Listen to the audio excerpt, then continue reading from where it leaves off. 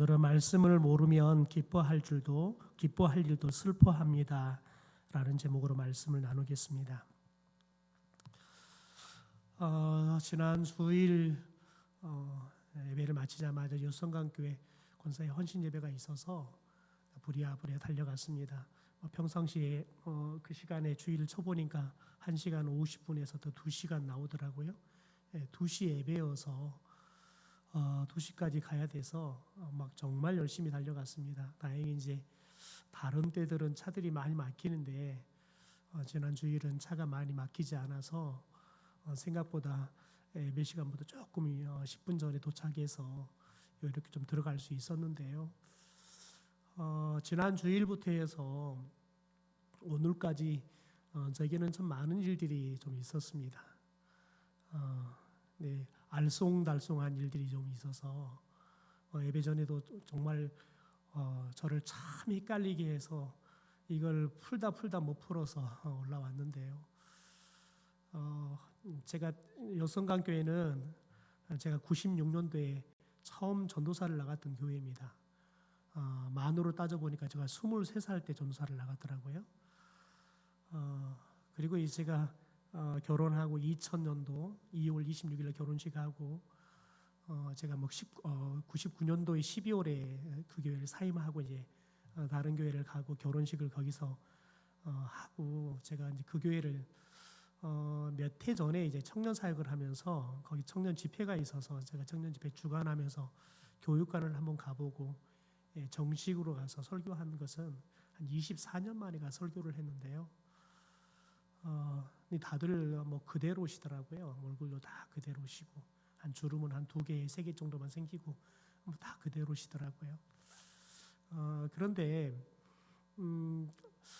제가 떠나고 난 다음에 장모님 편으로 해서 휴가를 가게 되면 그 교회 권사님이 양숙 권사님이라고 장모님도 부르고 또 집사람도 양숙 권사님이 숙소를 알아봐 주셨다고 그래서 싸게 저희들이 휴가를 다니곤 했는데 근데 제가 아무리 봐도 양숙 권사를 모르겠어요. 이리신강교회 양숙 권사가 있는데 그 권사에는 모르겠어요. 그래서 나는 양숙 권사를 모르겠다고 그랬더니 집사람이 사진을 자기서 보여주는 거예요.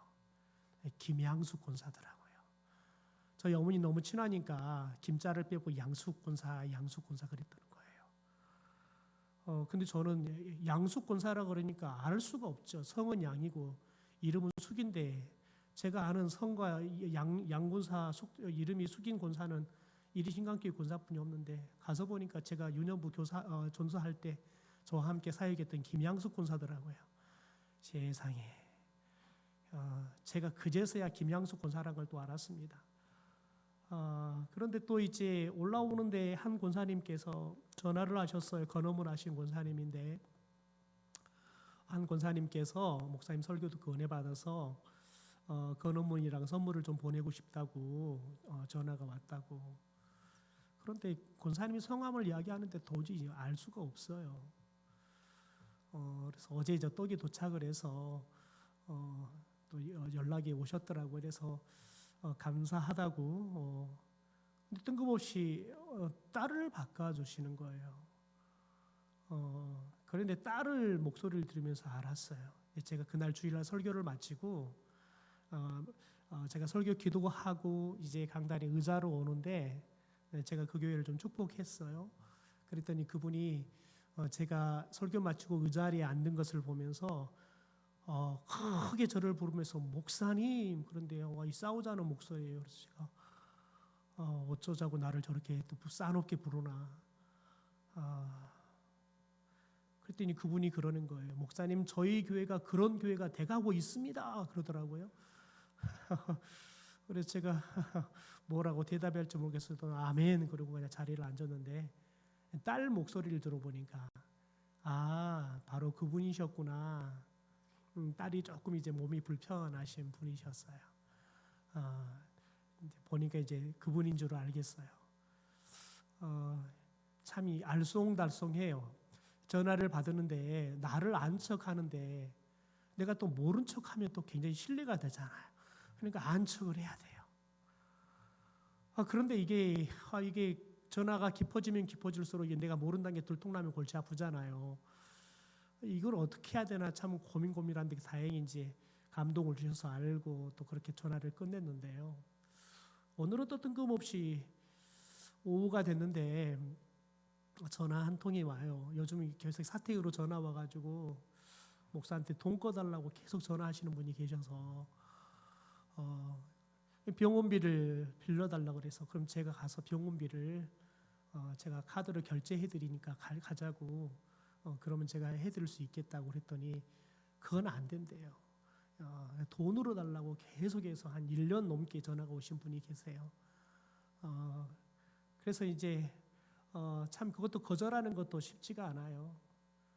그래서 할 수 있으면 그분이 꼭 전화한 타임이 있어서 전화를 제가 없으면 제 집사람이 잘 안 받아요. 아마 그분이 오전에 제가 출타하고 없었는데 전화를 하셨나 봐요. 그분이 말고 다른 분이요. 오후에 이제 5시가 넘었는데 전화가 왔어요. 그러면서 제가 오전에 갔는데 목사님 아무리 전화해도 전화를 안 받아서 제가 그냥 왔습니다. 그러면서 그분이 그러는 거예요. 목사님 덕분에 어머니 장례식 잘 마치고 왔습니다. 그러는 거예요.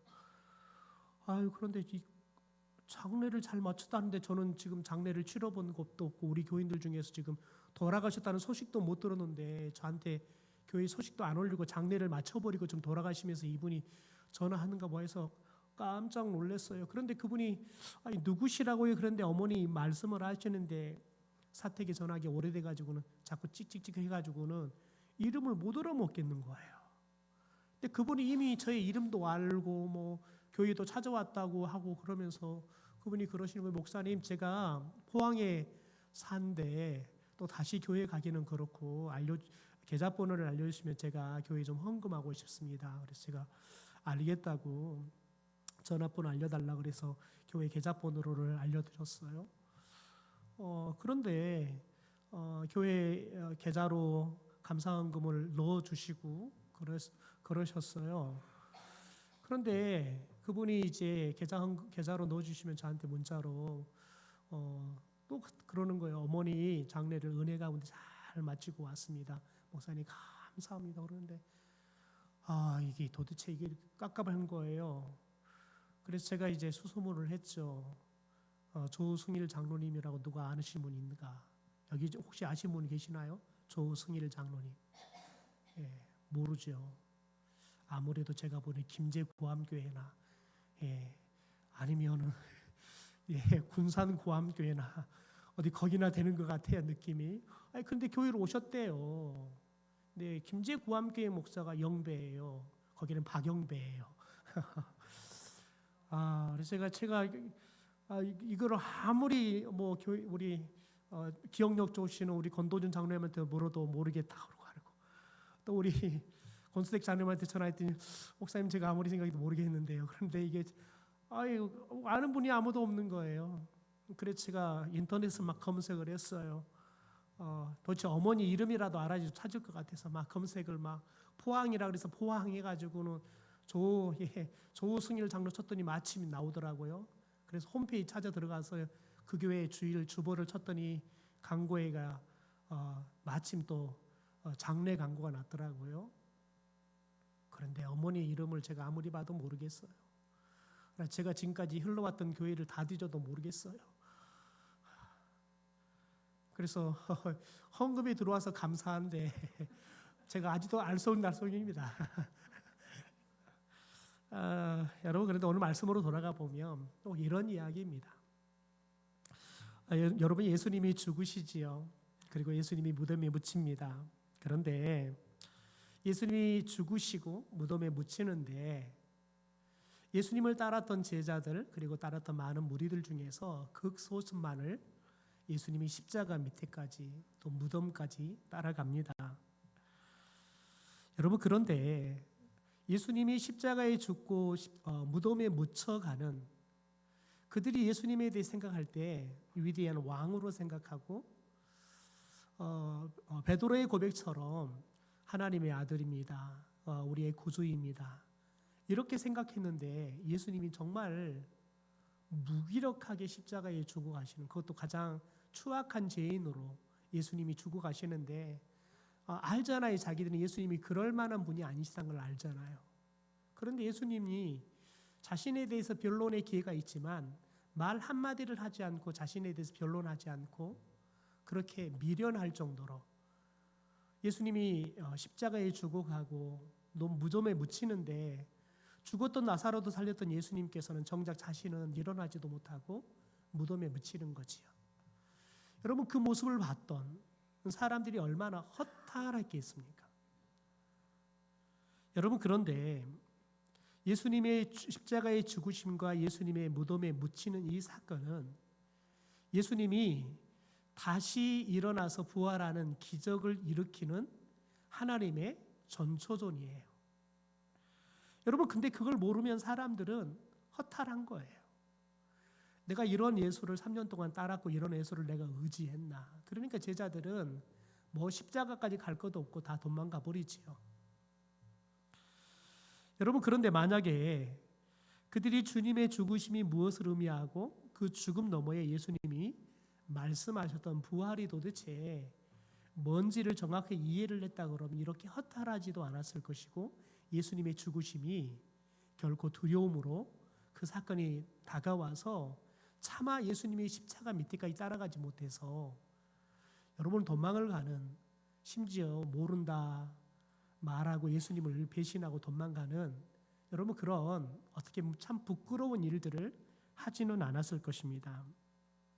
그런데 오늘 말씀을 보면 예수님께서 죽으시고 안식 후 첫날 부활하시는데 예수님의 부활하심을 가장 먼저 목도했던 여자가 등장을 합니다. 바로 막달라 마리아입니다. 우리 1절에 보면 이렇게 말하죠. 안식 후 첫날 일찍이 아침 아직 어두울 때에 막달라 마리아가 무덤에 와서 돌이 무덤에서 옮겨진 것을 보고 라고 이야기합니다. 여러분, 그러면은 이 막달라 마리아가 도대체 예수님과 어떤 관계이기에 이 막달라 마리아는 예수님이 십자가의 죽으심도 또 무덤에 묻는 것도 심지어 예수님을 무덤에 묻고 안식일이 지나고 난 다음에 가장 먼저 예수님을 다시 한번 보고 싶어서 예수님이 시체에 바를 향유를 준비해서 가는 일까지 할 정도로 이렇게 예수님에 대한 열심과 애절한 마음을 가진 여인이었냐는 거예요. 특별히 막달라 마리아에 대해서 누가복음과 이 마가복음에 잘 드러나 있는데요. 7 귀신에 들린 여인으로 이야기를 합니다. 여러분, 먼저 우리가 마가복음을 좀 밑에 있는 것을 좀 읽어볼까요? 밑에 있는 마가복음 다시 1조 시작. 다시 살아나신 예수께서는 그날 이른 아침에 제일 먼저 막달라 마리아에게 나타나셨다. 일찍이 예수께서는 이 여자에게서 7 귀신을 쫓아내 주신 일이 있었다. 여러분, 마가복음에서는 예수님께서 일찍이 이 막달라 마리아에게 7 귀신이 들어있어서 피폐한 삶을 살았는데 7 귀신을 쫓아내서 삶이 정상적으로 회복되어지는 은혜를 주셨다는 거지요. 그런데 다시 살아나신 예수님께서 그날 이른 아침에 제일 먼저 막달라 마리아에게 나타났다라고 이야기해요.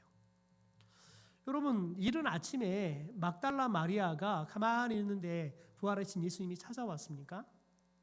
아닙니다. 막달라 마리아가 무덤을 찾아간 거예요. 그런데 마가는 뭐라고 말하냐면 예수님께서 막달라 마리아에게 나타났다라고 이야기합니다.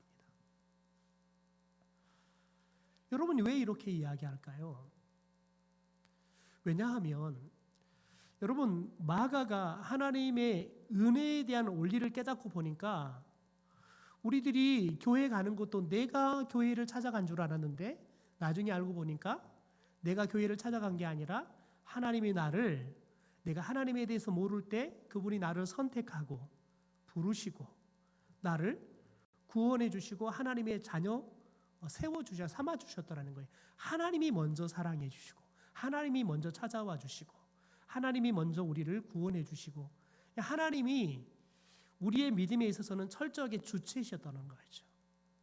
그런데 오늘 말씀에 보면 우리가 생각하기에는 막달라 마리아가 예수님의 무덤을 찾아가서 예수님이 부활한 것을 그래서 비어버린 무덤을 본 것처럼 보이지만 마가는 예수님께서 마리아에게 나타났다라고 이야기를 하고 있습니다. 자, 누가복음을 볼까요? 누가복음 8장 2절입니다. 같이 읽죠. 시작. 귀신들과 여러 가지 병에서 고침을 받은 여자들도 예수를 따랐는데 그들 중에는 7 귀신이 나간 막달라 마리아와 여자 마리아와 막달라라는 곳에 사는 여자 마리아가 예수님을 따랐다는 거예요.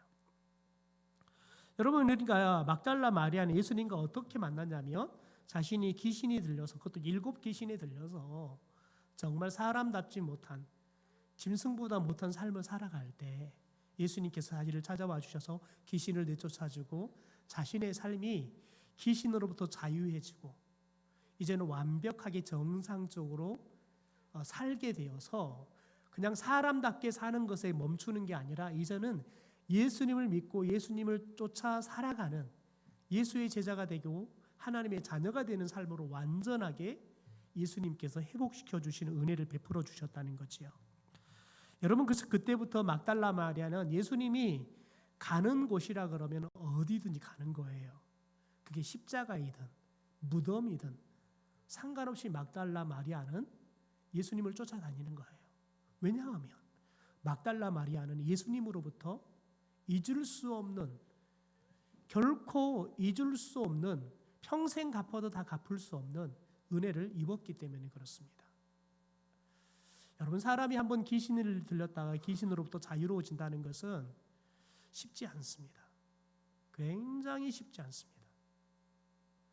제 고등학교 시절에 제가 예수를 믿고 좀 열심히 믿었어요. 그래서 시골에 농촌 일이 있지만 예수 믿고 난 다음부터는 주의를 지키기 위해서 부모님께 선언을 했어요. 저는 앞으로 교회를 가기 때문에 주말에는 집에 내려와서 부모님 일 도와주지 못합니다 라고 선언을 했어요. 근데 아버님께서 저의 말을 아주 존중해 주셨어요. 쉽지는 않지요. 시골에서 아들 하나가 얼마나 큰 힘이 되는데요. 쉽지 않은데 아버님께서 그걸 존중해 주셨어요.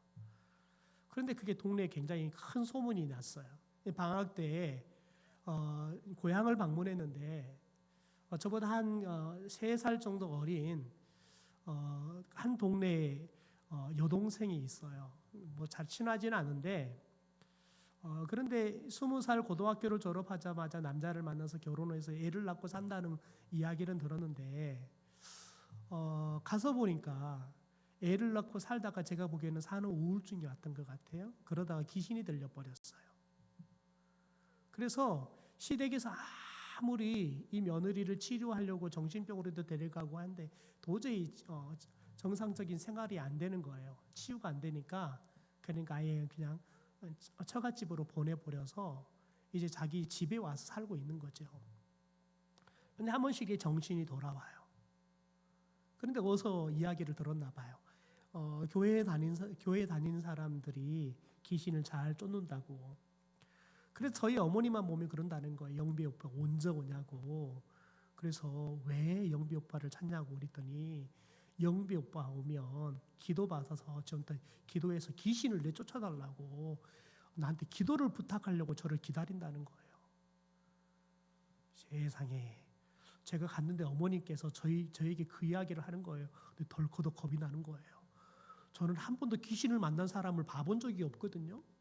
근데 가만히 생각해 제가 어릴 적에 동네에 귀신이 들렸던 여자분이 살았던 것이 있는데 실제 제가 예수를 믿고 난 다음에 귀신이 들린 사람을 한 번도 본 적도 없고 제가 기도해서 귀신을 쫓아놓은 일은 더군다나 한 번도 봐본 적도 없고 이야기를 들어본 적도 없어요. 성경에나 나오는 이야기지 실제 현실에서는 그런 일들이 한 번도 일어나지 않았는데 덜커덕 겁이 나는 거예요. 만났다고는 내가 죽을 것 같은 거예요. 이게. 내가 귀신을 쫓기는커녕 나도 귀신이 들려버릴 것 같은 거예요. 그래서 제가 멀리 그 집 돌아서 다녔지 않습니까? 여러분 그런데 여러분 고등학교니까 여러분 무려 지금 한 25년 넘었으니까요. 25년이 뭡니까? 여러분 그런데 지금도 여전히 그렇게 귀신이 들려 살고 있습니다. 40 중반이 넘었는데도 여전히 그렇게 귀신으로부터 자유롭지 못하고 살고 있습니다. 어떨 때는 온 동네를 옷을 다 벗고 알몸으로 돌아다니고 너무 불쌍하지요. 여러분 쉽지 않습니다. 귀신이 한번 들어오면 귀신이 나가서 자유롭게 산다는 것은 참 어렵습니다. 실제 귀신을 쫓아내어줘도 다시 또 귀신이 들어와 살아갑니다. 왜냐하면 성경에 보면 그러잖아요. 귀신을 내쫓고 마음을 깨끗하게 청소해 줬는데 귀신이 나중에 와서 보니까 깨끗하게 청소되었는데 아무것도 없이 텅 비었으니까 이제는 더 많은 귀신 데리고 들어오잖아요. 여러분 귀신을 내쫓는 것도 중요하지만 우리 안에 예수 그리스도로 채우는 게 매우 중요해요. 예수 그리스도가 계시면 여러분 괜찮아요. 저는 이렇게 귀신을 내쫓으려고 기도한 건 아니었는데 목회를 하면서 자연스럽게 그런 사람들을 종종 만나요. 그래서 그냥 뭐 어렵게 기도하지도 않고 그냥 예수님의 이름으로 기도해 주는데 모르겠어요. 그 현장에 있을 때는 기도할 때는 아무런 일들이 일어나지 않았는데 나중에 보면 깨끗하게 본인이 노임을 받았다. 그래서 더 이상 귀신이 자기에게 나타나지도 않고 가위 눌림도 없고 또 어떤 분은 목사님이 기도해 주는데 자기 팔에서 뱀이 나갔다는 사람도 있어요. 그래서 참 희한하다. 나는 정작 기도한 나는 뱀도 못 봤는데 정작 기도받은 사람은 뱀이 빠져나가는 걸 봤는데 뱀이 빠져나가니까 팔이 통증이 사라지고 나았다. 막 이런 이야기도 해요. 저는 모르는데 나중에 교인들끼리 이렇게 막 소문이 나와서 제가 이리신강교회 사역할 때에는 이렇게 특세를 하면 각 교구 목사님들이 통로마다 서서 이렇게 안수기도를 해주는데 참 재밌어요. 자기 교구 목사님한테 안수기도 받으세요. 그러면 교구 목사님이 안수기도 받고는 막 교인들이 막 뛰어다녀요. 자기가 좋아하는 목사들한테도 가서 줄 서갖고 기도를 받고 있는 거예요. 여러분 그런데 제 주례 사람들이 꽤 많아요. 도대체 왜 기도를 해도 끊임없이 나오고 이게 우리 교구도 아닌 사람들이 나중에는 막 나오는가 했더니 나중에 소문 들어봤더니 그런 일이 있었다는 거예요. 정작 기도해주는 나는 저는 모르는데 기도받은 사람한테 그런 일이 있어서 자기들끼리는 이제 막 뭐 손 목사가 용하네 어쩌네 막 그런 이야기들을 하고 막 그랬던 거죠. 저는 하나도 용하지도 않는데 자기들끼리 막 그랬다는 거. 그래서 저한테 와서 기도를 받는다고 막 줄을 섰다는 거예요. 그래서 참 희한하다. 여러분 중요한 거 뭐냐면 누가 기도했냐가 중요한 게 아니라 자기가 예수님에 대해서 어떤 믿음을 갖고 기도를 받냐가 더 중요한 거예요. 왜냐하면 기도하는 사람이 귀신을 치료를 해주는 게 아니라 예수 그리스도께서 귀신도 우리의 몸도 치유해 주시기 때문에 그렇습니다. 어린아이가 기도를 해도요. 여러분 진짜 믿음을 갖고 기도하면 나아요. 여러분 그런데 막달라 마리아가 그런 은혜를 입으니까요. 그래서 완전하게 자유해지니까요. 예수님께 입은 그 은혜가 너무 큰 거예요. 그러니까 예수님이 가는 곳마다 여러분 기꺼이 예수님께 받은 은혜를 예수님을 위해서 수종 들고 예수님과 함께 동행하면서 여러분 예수님에 대한 은혜를 갚아도 감사한 거죠. 여러분 그런데 이 막달라 마리아가 생각해 보십시오. 십자가 밑에도 같이 갔고 또 무덤에도 같이 갔고요. 더 나아가서는 예수님이 한 번이라도 더 보고 싶어서 이제 예수님이 무덤에 묻혀버렸지만 안식일이 지나고 난 다음에 안식일 날은 일할 수 없으니까요. 무덤 문을 옮기는 건 일이 돼서 안식일을 범하는 거니까 안식 후 첫날 가장 이른 시간에 예수님을 만나러 가잖아요. 여러분 그런데 예수님이 이렇게 변함없이 사랑하던 이 막달라 마리아에게 부활하신 예수님을 가장 먼저 목도하는 특별한 복을 허락해 주시는 거예요. 여러분 생각해 보세요. 막달라 마리아가 이 안식 후 첫날 예수님의 몸에 향유를 바르기 위해서 갈 때 여러분 함께 갔던 여인들이 걱정이 뭐였습니까?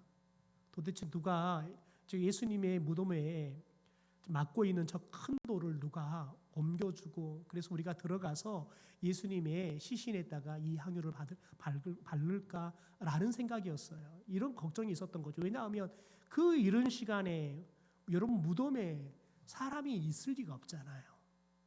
그런데 보고 싶은 그 예수님을 보고 싶고 예수님의 몸에 제대로 예수님이 안식일 준비일인 금요일 날 오후에 늦은 시간에 돌아가셨기 때문에 시신을 수습해서 무덤에 묻는 것도 여러분 시간이 없어서 제대로 예수님의 몸을 닦지도 못하고 무덤에 묻어놨기 때문에 예수님의 몸을 향유로 깨끗하게 닦고 발라드리기 위해서 가지만 정작 여러분 무덤문을 어떻게 굴려서 예수님의 시신을 우리가 향유를 바를 수 있을지 없을지 여러분 이것도 모르는데 그냥 마음 따라가는 거예요. 여러분 이게 믿음이에요. 이게 믿음이라고요. 여러분 믿음은 우리가 하나님의 일을 할 때 믿음으로 하는 것과 우리가 믿음이 아니라 우리의 생각, 내 경험, 내가 할 수 있다고 생각하는 내 능력치로 하는 것은 완전히 달라요. 여러분 믿음은 계산하지 않습니다. 믿음은 딱 하나 생각합니다. 하면 하나님이 해 주실 거야 라는 거 믿음입니다. 여러분 딱 그거 하나예요. 익산에 보니까 구도심을 치킨 로드로 하림 그룹에서 만든다고 한참 공사를 하더라고요. 그런데 보니까 지금 하림 그룹 김옥 회장이 나폴레옹 모자를 하나 28억인가 얼마에 그 낙찰을 받아가지고 그것을 전시해 놨더라고요. 그래서 거기 오는 사람들을 그거 쓰고 사진도 찍고 하게 했더라고요. 그런데 김홍국 회장이 나폴레옹을 존경합니다. 그 사람 자체를 존경하는 게 아니라 나폴레옹은 여러분 하면 된다는 거예요. 그 정신, 불멸의 정신 뭐든지 하면 된다는 그 정신을 굉장히 좋아해요. 그래서 나폴레옹 모자를 특별히 입찰을 받은 거예요. 그것을 받은 건데 그래서 전시를 한다 그러더라고요. 여러분 그런데 여러분 그거예요. 하면 된다.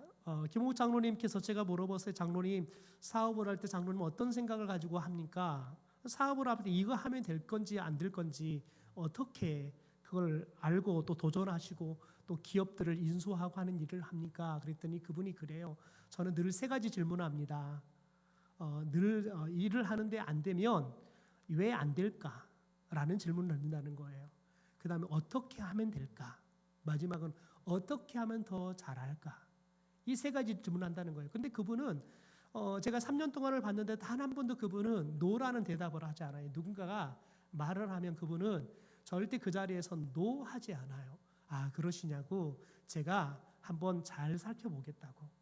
때로는 제가 담당자한테 이야기를 해서 거기에 대해서 한번 잘 살펴보고 제가 꼭 안내를 드리라고 하겠습니다.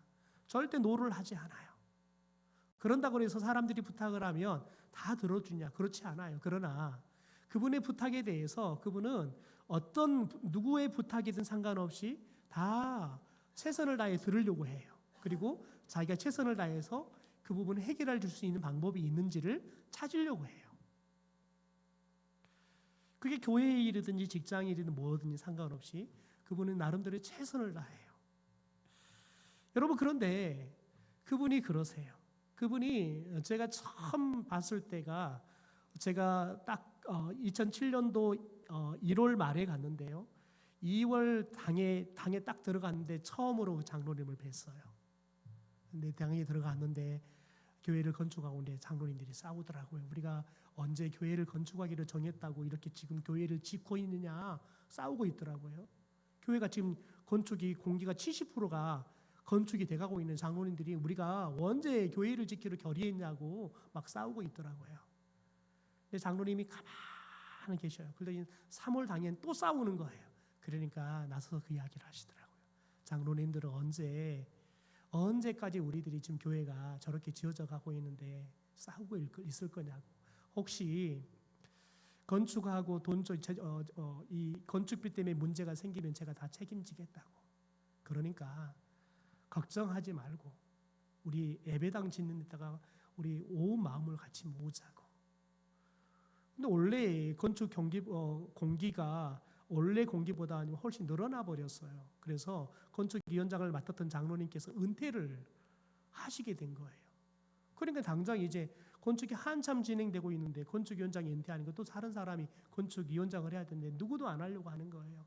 그러니까 장로님께서 나서서 제가 하겠다고. 그 바쁘신 분이 건축위원장을 하시더라고요. 여러분, 그런데 그분이 그런 말씀을 하시더라고요. 교회를 짓는데 너무 어려움들이 많았어요.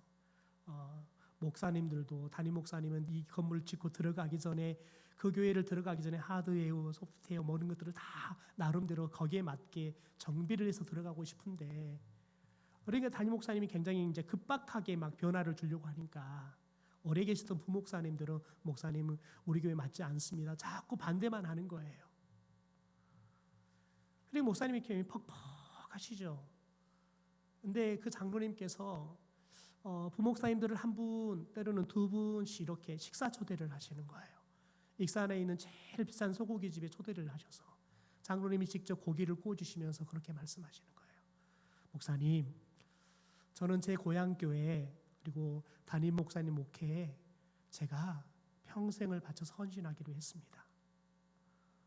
저도 우리 목사님 목회, 우리 교회가 잘 세워지도록 최선을 다해서 헌신할 거니까 목사님도 담임 목사님의 목회에 좀 같이 최선을 다해서 좀 마음도 모아주시고 목사님과 함께 손발 맞춰 좀 같이 좀 일해 주시지요. 여러분, 장로님이 제일 비싼 한우 회장님이 구워가지고 그거 먹으라고 실컷 먹여놓고 그거 이야기했는데 어떤 목사가 저 그걸 못하겠습니까? 할 목사가 어디 있겠습니까? 그러니까 장로님 저희들도 최선을 다하겠습니다. 그러니까 이 부목사들이 또 담임 목사님 중심으로 모아지는 거예요. 여러분, 그런데 장로님과 식사하면서 이야기를 나눴어요. 장로님, 회사하다가 이렇게 안 되고 직원들이 마음대로 안 되고 문제 일으키면 어떻게 합니까? 여러분, 장로님이 딱 그 이야기예요. 저는 직원들보다 저부터 생각합니다. 저부터 내가 무엇을 해야 될까? 왜 이런 일들이 일어났을까? 그걸 내가 그럼 어떻게 해야 될 것인가? 늘 나부터 생각한다는 거예요. 그런데 그분이 그래요. 목사님, 사업을 해보니까요, 그리고 제가 믿음 생활을 해보니까요, 사업과 믿음은 딱 너무 같아요. 사업도 내가 투자한 만큼, 일한 만큼 반드시 된다는 확률이 높아지더라는 거예요. 그런데 믿음이 이러더라는 거예요. 하나님에 대해서 믿음만큼 하나님이 은혜도 주시고 하나님께서 축복도 주시더라는 거예요. 그래서 그분은 하나님에 대해서도 자기 사업에 대해서도 진심으로 자기가 할 수 있는 최선을 다해서 늘 달려갈 수 있는 데에서 최선을 다해서 투자한다는 거예요. 왜냐하면 투자한 만큼, 열심히 일한 만큼 사업은 되더라는 거예요. 근데 믿음도 마찬가지더라는 거예요. 그래서 그분이 아무리 서울에 가족들이 있어서 토요일 날 올라가지만 주일 새벽같이 가족들과 서울에서 일부 예배를 드리고 막 내려와요. 그리고는 반드시 교회에서 주일 예배를 꼭 지키세요. 그게 본인이 하나님 앞에 할 수 있는 최선이라는 거죠. 여러분, 그런데 하나님께서 놀라운 은혜를 주세요. 교회 건축을 끝나고 난 다음에 하름이 막 되기 시작하는데 인수하는 회사마다 막 대박이 나는 거예요. 하나님이 막 기름을 부어주고 은혜를 주시니까, 축복을 주시니까 막 되는 거예요. 여러분, 그분은 농어민 후계자예요. 농사꾼이었다고요.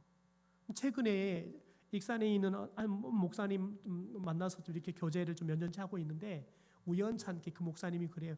내 고등학교 친구예요. 근데 고등학교 다닐 때는 어리버리 했는데 그렇게 잘 됐다 그러시더라고요.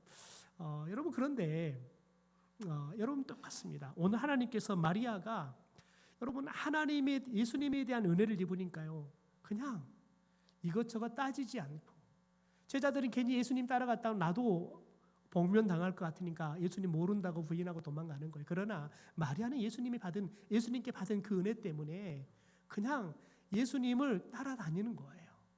내가 하고 싶은 마음을 따라가는 거예요. 그 내가 할 수 있을지 없을지는 두 번째 문제예요. 내가 예수님께 향유 발라드리고 싶은 그 마음, 그 사랑의 마음을 따라서 했더니 여러분 보십시오. 예수님이 부활한 것을 가장 먼저 예수님께서 보여주시는 그 특별한 복을 얻은 여인이 되더라는 거지요. 여러분, 저와 여러분이 예수 그리스도를 사랑한 만큼 그 예수님을 사랑하는 그 마음과 믿음을 가지고 우리가 여러분이 예수님을 더 사랑하고 예수님을 따라서 여러분 우리들이 행하기 시작하면 하나님께서 우리에게도 마리아처럼 특별한 은혜를 주시는 그런 축복이 임하게 될 줄 믿습니다. 여러분, 그런데 문제가 있습니다. 마리아가 부활하신 주님을 만나기까지 한 가지 문제가 있습니다. 안식 후 첫날 이른 아침에 주님의 무덤으로 찾아가요. 그런데 무덤이 비었어요. 당황해요. 놀래요. 여러분, 예수님이 부활했는데 예수님의 부활의 기쁨을 누리지도 못해요. 오늘 말씀에 보면 마리아의 이 모습에 대해서 알지 못한다라는 말을 3번이나 기록을 하고 있어요. 2절을 보십시오. 시몬 베드로와 예수께서 사랑하시던 그 다른 제자들에게 달려가서 말하되, 마리아가요, 사람들이 주님을 무덤에서 가져다가 어디 두었는지 우리가 알지 못한다 그래요. 예수님의 무덤이 문이 열려 있는데 예수님의 시체가 없는 거예요. 그래서 마리아가 제자들한테 가서 뭐라고 말하냐면, 세상에 사람들이 우리 예수님의 시체를 가져다가 어디 두었는지 제가 모르겠습니다. 예수님의 무덤이 비어버렸습니다 라고 이야기해요. 13절 보십시오. 천사들이 이르되 여자여 어찌하여 우느냐 이르되 사람들이 내 주님을 옮겨다가 어디 두었는지 내가 알지 못해서 이렇게 운다는 거예요. 여러분, 생각해 보십시오. 이 마리아가 천사를 누구로 보냐면 동산지기로 봐요. 무덤지기로 본다고요. 여러분, 생각해 보세요. 무덤지기와 천사가 외형이 같나요? 완전히 달라요. 동산지기는 여러분 어떻게 보면 허름한 옷, 여러분 사람 장례 치르고 하는 허름한 옷을 입은 사람이란 말이에요. 그러나 여러분, 천사는 달라요. 여러분, 그런데 마리아는 완전히 그냥 예수님의 빈 무덤만 생각하는 거예요. 그러니까 거기 있는 사람들은 다 무덤과 관련되어 있는 사람으로만 생각이 되는 거예요. 예수님이 부활했다는 것을 몰라요. 예수님이 부활했다는 것을 모르는 거예요. 여러분, 그런데 여러분 14절에 보십시오. 14절 말씀을 좀 같이 한번 자막 보고 읽어볼까요? 시작. 이 말을 하고 뒤로 돌이켜 예수께서 서신 것을 보았으나 예수이신 줄은 알지 못하더라. 여러분, 정작 또 예수님이 뒤에 서 계셨는데 예수님을 봐요. 근데 알아봐요? 못 알아봐요? 여러분, 생각해 봅시다. 예수님이 십자가에 못 박히신 예수님께서 부활하실 때 완전히 갑자기 생판 모르는 10대로 부활하셨습니까? 아닙니다. 못자국 그대로 있었고요. 옆구리에 창자국 그대로 있었습니다. 여러분, 그런데 마리아는 예수님인지를 못 알아먹어요. 여러분, 막달라 마리아가 진짜 모르는 게 뭐냐? 9절을 보실까요? 우리 9절을 함께 읽어보시죠. 시작.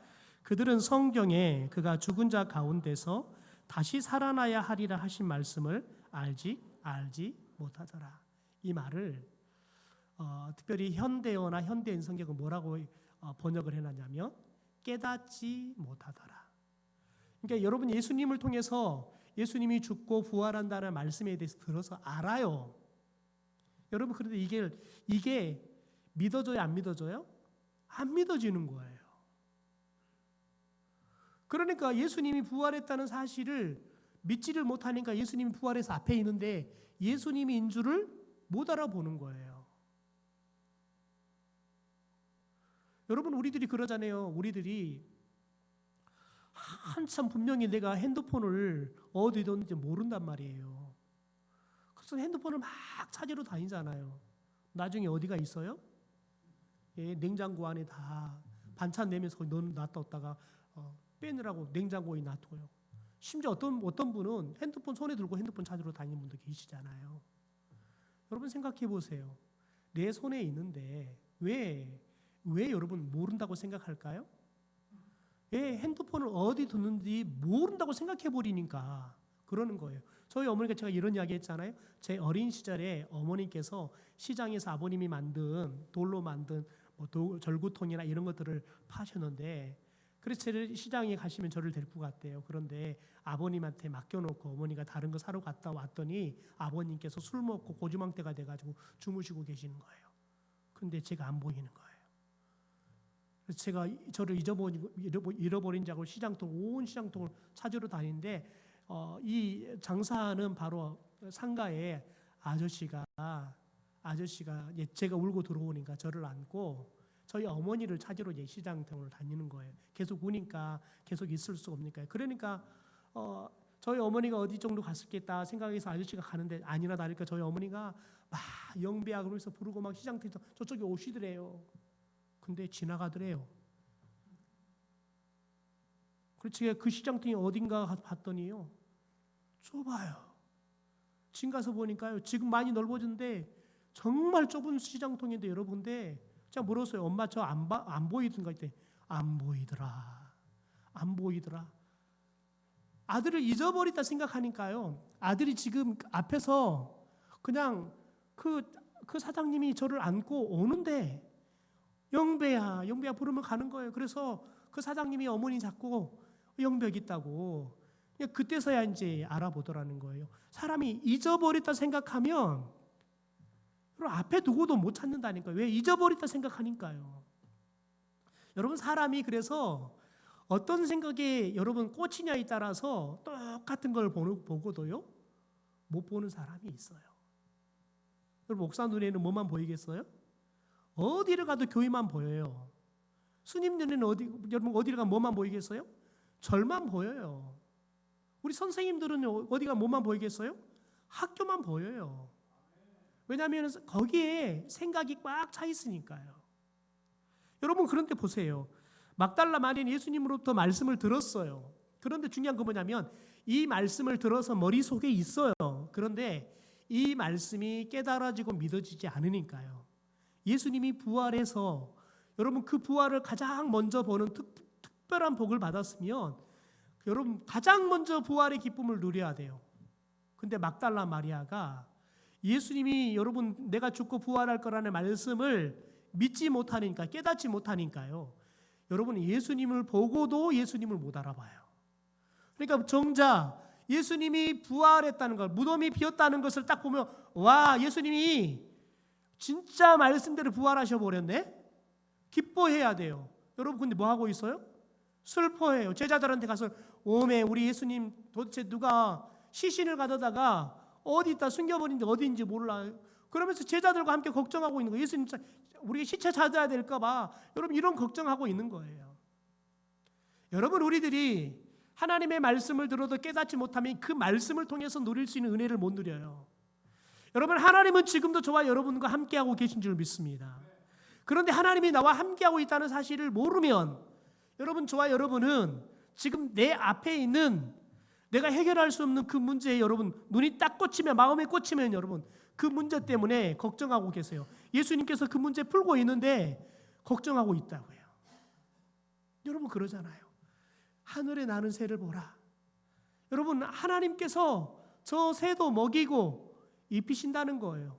여러분 백합화도 하나님께서 여러분 자라게 하고 여러분 꽃을 피우게 하신다는 거예요. 하나님이 허락하지 않은 참새 한 마리도 여러분 떨어지지 않는다. 땅에 떨어 죽지 않는다고요. 하물며 여러분 하늘의 새보다 백합화보다 더 귀한 예수님의 생명값보다 더 귀하게 생각하고 더 사랑하는 여러분 우리들에 대해서 하나님께서 어떻게 우리를 대하시고 우리를 위해서 어떻게 하나님께서 일하고 계시겠냐고요. 여러분 우리가 그것을 모르면 하나님이 우리에게 지금 우리가 상상할 수 없는 은혜를 주고 계심에도 불구하고 여러분 우리들은 걱정하고 있다고요. 제가 이번에 내려가서 한 권사님을 봤어요. 그래서 제가 권사님한테 권사님 둘째 아들 요즘 뭐해요? 그랬더니 해양경찰이에요. 왜 그러냐면 둘째 아들이 고등학교를 갔는데 형도 이제 전남대를 갔어요. 전남대 물리교육학과를 갔는데 보니까 집은 너무 가난하고 아버지는 간질 때문에 그냥 병원비만 엄마가 벌어온 돈 절반이 들어가고 일도 못 하시고 그러니까 가만히 생각해 보니까 형도 등록금을 엄마가 해결을 잘 못하는데 그것도 국립대학 등록금을 해결을 못하는 자기가 공부를 해서 뭐 할까 이 회의에 빠져버린 거예요. 공부를 안 한다는 거예요. 그래서 선생님이 얘가 들어올 때는 성적이 좋았는데 들어와서 공부를 안 하고 수업 시간 내에 잔다는 거예요. 그래서 선생님이 이 아이를 상담했더니 아이가 말을 안 하고 그러는데 선생님이 가만 눈치 보니까 그런 거예요. 그래서 엄마한테 그 이야기를 하신 거예요. 그래서 그때 당시 집사님이 너무 걱정이 되셔서 저한테 이제 기도 시간에 이야기를 하는 거예요. 저희 둘째 아들이 이런 문제가 있습니다. 그래서 제가 토요일 날 그 아이를 데리고 여수에 있는 가장 큰 건물에 가장 꼭대기층에 레스토랑이 있었어요. 그래서 걔를 데리고 가서 제가 거기에서 가장 비싼 밥을 사주면서 제가 그 이야기했어요. 엄마 호주머니를 보면 너가 대학을 도저히 갈 수 없을 것처럼 보일 거야.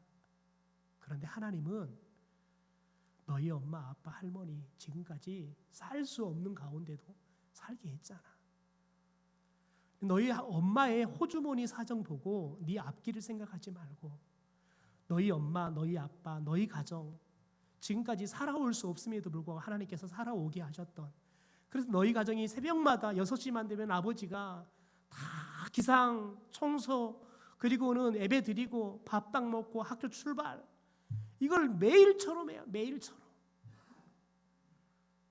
여러분, 내 아이들이 어릴 적부터 아버지가 그걸 매일처럼 하는 거예요. 6시면 무조건 기상, 그리고는 청소, 그리고는 밥 먹자, 밥 먹고 학교 가. 이게 매일처럼 하는 거예요. 너희들이 매일처럼 예배했던 그 하나님이 너를 지금도 사랑하고 너를 끌고 가니까 걱정하지 마. 하나님 믿고 공부해봐.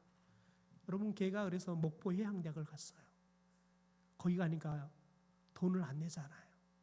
그래서 지금 해양경찰이 됐더라고요. 그래서 제가 권사님 보고는 권사님 둘째 좀 못 됐어요. 그랬더니 해양경찰 돼가지고 결혼해가 애가 둘이나 있어요. 얼마나 자랑을 하든지요. 여러분, 그런데 저희 장모님한테 물어봤어요. 그 권사님 요즘은 어떠세요? 형편이 어때요? 그랬더니 아이고, 지금은 얼마나 잘 사는지 몰라. 권사님한테 하나님이 꿈에 보여준대요. 어디 땅을 사라 보여준대요. 샀더니요, 논을 샀는데 거기가 신도시가 개발이 돼갖고 지금 요새 제일 비싼 땅이 돼버렸어요. 또 하나를 또 꿈에 보여주더래요. 그래서 또 가서 샀대요. 아니, 세상에, 거기가 또 개발이 돼가지고는 벼락 부자가 돼버렸다네요.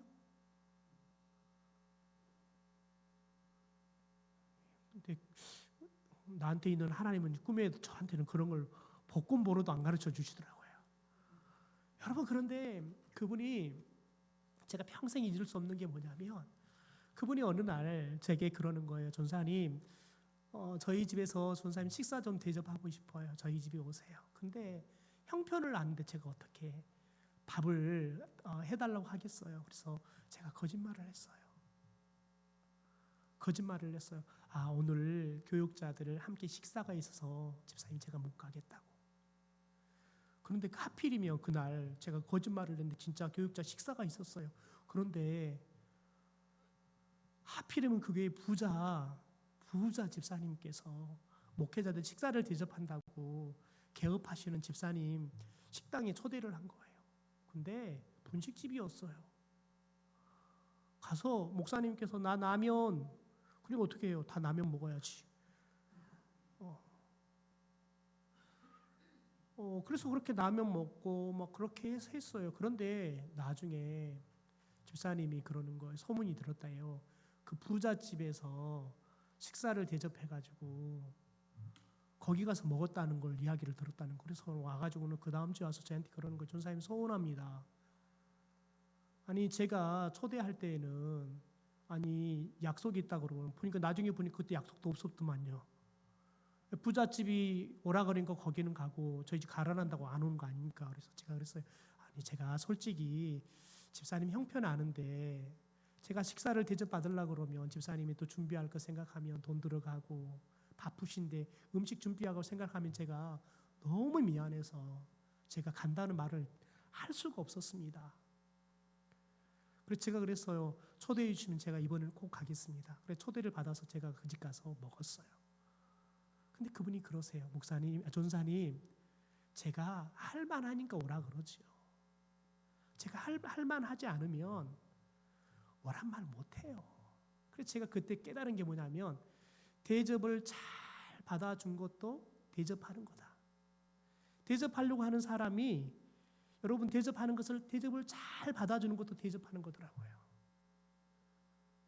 그래서 제가 잊을 수가 없어요. 그래서 남편 제가 물어서 오질동 집사님 어떻게 잘 계세요? 그랬더니 아유 어떻게 우리 오집사 이름도 아시네요. 24년이 넘었는데 잊어먹을 수 없지요. 여러분들 하나님이 그 집에 그렇게 은혜를 주시더라고요. 새벽마다 6시만 되면 다 깨워서 예배 드리는 거예요. 가정 예배를 날마다 드리는 거예요. 아버지가 여러분 날마다 간절히 쓰러지고 그런 모습들을 보여줘요. 일을 하지 못하니까요. 방사선 치료사를 하다가 문제가 됐는지 쓰러져 가지고는 갑자기 이제 그렇게 사는 거예요. 그러니 아버지 노릇 못하는데 자기가 할 수 있는 거 뭐냐면 매일 가정 예배 드리면서 아이들 축복해 주는 거예요. 여러분 그런데 하나님이 그렇게 가정 예배 드리니까요. 그렇게 축복을 해주셔서 그렇게 축복해 주셔서 그 집이 돈 걱정 없이 빌딩 지어주고 빌딩도 있고 지금은 두 부부가 편안하게 너무너무 돈 부자처럼 잘 산대요. 그러나 뭐 그런다고 부자 노릇하고 하는 것도 아니고 검소하게 잘 사는 거예요. 여러분 저와 여러분이 하나님의 은혜를 깨달으면 여러분 저와 여러분이 하나님의 은혜를 깨달으면 특별히 하나님의 말씀을 믿기 시작하면 여러분 그때부터 말씀 속에 하나님이 담겨있는 그 은혜가 저와 여러분께 되는 거예요. 여러분 봐볼까요? 누가복음 24장에 보면 엠마오로 내려가는 두 제자가 있습니다. 누가복음 24장 25절 말씀을 좀 우리 현대 성경으로 읽어볼까요? 시작. 그러자 예수께서 그들에게 말씀하셨다. 너희는 그렇게도 미련한 자들이냐? 너희는 애언자들이 성경에 기록한 모든 것이 그렇게도 믿어지지 않느냐? 여러분 왜 안 믿어질까요? 그 다음 말씀 좀 봐볼까요? 31절입니다. 그들의 눈이 밝아져 그인 줄 알아보더니. 여러분 보세요. 그들의 눈이 밝아져 예수님인 줄을 알았대요. 어떻게 알아보는가 보십시오. 32절 제가 읽어드릴게요. 그들이 서로 말하되 길에서 우리에게 말씀하시고 우리에게 성경을 풀어주실 때 우리 속에 마음이 어떻게 됐다고요? 뜨거워졌대요. 마음이 뜨거워지면서 여러분 영안이 열린 거예요. 여러분 저와 여러분에게 말씀을 들을 때 이런 감동이 있어야 돼요. 어떤 사람은 말씀을 들을 때 가슴이 뜨거워지는 사람이 있어요. 어떤 사람은 말씀을 들으면 말씀이 막 뭐라고 표현할 수 없는 감동이 밀려온 사람이 있어요. 어떤 사람 말씀을 들은데 그냥 뻥 뚫리면서 시원하게 그냥 마음이 그냥 마치 그냥 뻥 뚫려서 답답했던 마음이 팍 뚫려버린 것 같은 그런 은혜들을 입어요. 여러분 말씀은 우리 가운데 들어올 때 생명이 있습니다. 말씀은 파워가 있어요. 말씀이 들어올 때는 우리에게 그냥 내가 들어온지 모르는 게 내가 들어온지 안 들어온지도 모르게 들어오는 게 아니에요. 말씀이 들어올 때는 우리가 감당할 수 없을 만큼 뜨겁게 들어오는 거예요. 여러분 우리 여자분들이 이제 나이 먹고 그러면 어떻게 해요? 이제 막 몸이 막 뜨거워지잖아요. 그러면 감당이 안 되잖아요. 내가 어떻게 감당이 안 되잖아요. 여러분 성령이 들어오면 그래요. 성령이면 내 온도를 내가 조절할 수가 없어요. 여러분 저와 여러분이 기도해야 할 건 뭐냐면 하나님 내가 말씀을 들을 때마다 그 감동이 있게 도와주십시오. 여러분 스데반이 그 탁월한 설교를 들었던 사람들은 마음이 찔렸을 때 돌을 들어요. 살인을 저질러요. 그러나 베드로의 설교를 들었을 때 그 투박한 베드로의 설교를 들었을 때 마음이 찔린 사람들은 회개를 해요. 제사장이든 평범한 사람이든 여러분 그들이 회개할 수 없는 여러분 직업을 가졌지만 말씀을 들을 때 뜨거워지니까요. 그들이 하나님 앞에 회개하고 주께 돌아가는 거예요. 여러분 그냥 고기 잡는 촌사람 어촌의 무식한 베드로를 통해서 말씀을 들어도 성령이 감동을 주면요. 믿어지는 거예요. 그러나 그 탁월한 스데반의 설교를 들어도 여러분 이 마음에 감동이 있는 게 아니라 찔림이 있으면 오히려 돌을 들어서 죽이는 거예요. 그러니까 저와 여러분이 잘 기억해야 될 것은 뭐냐면 우리가 하나님의 말씀을 들을 때마다 하나님 내 마음에 감동이 있게 하옵소서. 그래서 그 말씀을 향해서 우리들이 반응을 보이되 하나님께서 우리에게 가지시는 그 의도들이 내가 은혜로 깨달아지게 하옵소서. 하나님의 그 마음이 하나님이 나에게 들려주시는 그 말씀의 의미가 내가 제대로 깨달아지게 하셔서 그 말씀을 통해 내 삶이 변하고 내 생각이 변하고 여러분 가치관이 변하고 문제를 바라보는 여러분 안목이 열리는 그런 역사가 내게 있게 해달라고 기도해야 될 줄 믿습니다.